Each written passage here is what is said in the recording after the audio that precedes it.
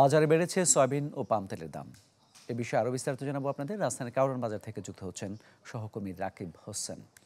রাকিব, মামুন, কারওয়ান বাজারের যে দোকানগুলো আছে এখানে আজকে সয়াবিন তেল যে বোতলজাত বিভিন্ন কোম্পানির তেল আছে সেগুলো বিক্রি হচ্ছে 165 থেকে 167 টাকা।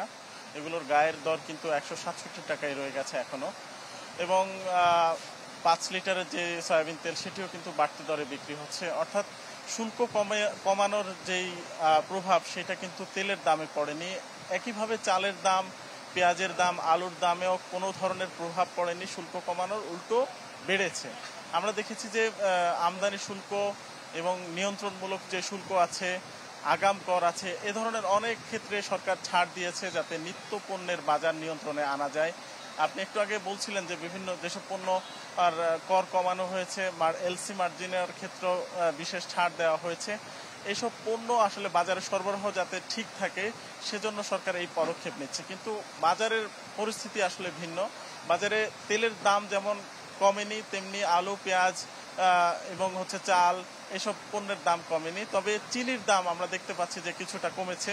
চিনির প্রতি কেজি বিক্রি হচ্ছে 120 টাকা খোলা চিনি। এবং আমরা যদি দেখাই তাহলে চিনির যে প্যাকেট, অর্থাৎ বিভিন্ন কোম্পানির যে প্যাকেটজাত চিনি আছে সেগুলো 125 টাকা বিক্রি হচ্ছে।